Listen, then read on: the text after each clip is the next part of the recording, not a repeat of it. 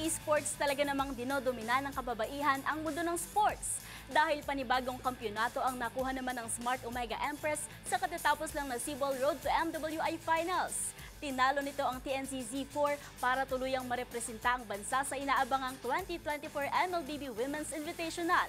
Ang naging laro sa report na ito. Laban sa TNC4 FA!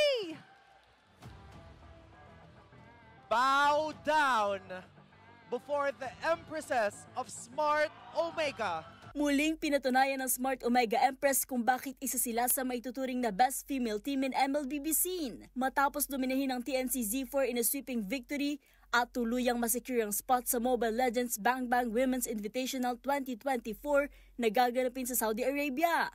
Sa ginanap na Silab Road to MWI Finals kagabi, isang 14-1 beatdown na ganang naitala ng Empress sa Game 1 sa pangungunayan ni Gwyneth Not Ayanami Dayagon bilang MVP with 116 skilled assist. Sa second game, malaki naman ang naging gampani ng roamer ng team na si Mary Christine Miray Vivero in their 12-3 domination. At pagdating sa Game 3, dito na tuloy ang tinapos ng Omega ang laban. Build naming magandang discipline na gameplay. So yun, nagmatter talaga siya kasi talagang yun yung pinagfokusan namin kung paano namin lilinisin yung mga kadagalaw namin inside the game, ganon.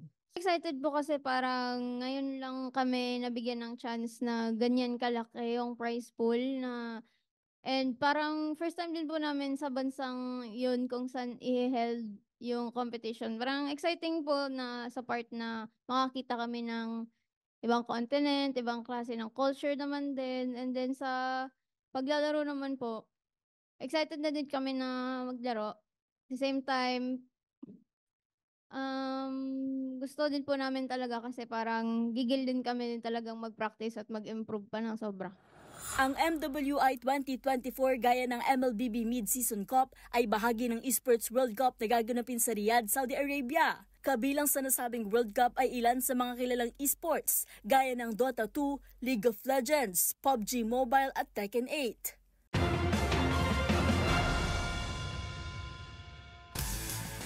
At yan ang mga latest updates sa mundo ng sports. Para sa MBC TV Network News, ito si Mili Borja, sama-sama tayo, Pilipino.